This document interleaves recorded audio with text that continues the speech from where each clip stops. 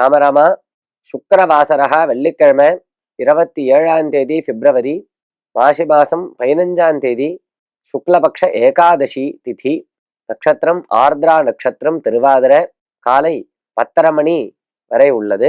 பின்பு புனர்வசு நட்சத்திரம், ஆயுஷ்மான யோகா வணிஜகரணம், சர்வ ஏகாதசி. ராகு காலம் காலை 10:30 மணி முதல் 12 மணி வரை, யமகண்டம் மதியம் 3 மணி முதல் 4:30 மணி வரை. பிறந்த குழந்தையின் ஜாதகத்தை எந்த வயதில் கணிக்க வேண்டும்? ஜாதகம் அப்படிங்கிறது ஒவ்வொருவருக்கும் தேவை. ஜனனி ஜன்மபூமிஷ்ட ஸ்வர்காதபி கரீயசி அப்படின்னு லிக்கியத்தே ஜென்மபத்திரிகா அப்படின்னு சொல்லிதான் ஜாதகம் எழுத ஆரம்பிப்பா. ஜாதகம் ஒவ்வொருவருக்கும் கணித்து எழுத வேண்டும்.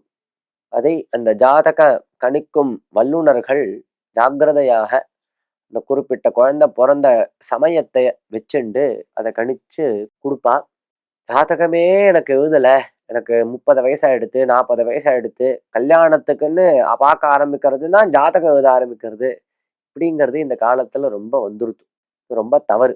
ஒரு பக்கத்துல ஜாதகத்தை தூக்கிண்டு எல்லா ஜோசியர்கிட்டையும் ஓடுறா, இன்னொரு பக்கத்துல ஜாதகமே கணிக்காம விஷாமியா உட்காண்டே இருக்கான். ரெண்டும் தவறு. ஒரு குழந்தை பிறந்து 1 வயசு ஆயிடுத்துன்னா ஜாதகம் கணிக்கணும். 1 வயசு முடிஞ்ச உடனே அந்த குழந்தை பிறந்த சமயத்தை வச்சுண்டு ஜாதகம் சரியான ஜோதிஷரை வச்சுண்டு ஜாதகத்தை கணிக்க வேண்டும். கணித்து அந்த ஜாதகத்தை தேவைப்படும் சமயத்தில் சரியான வாக்சித்தி உடையதான நல்ல உபாசகரான ஜோதிடரிடத்தில் காமிக்க வேண்டும். ராமராம்.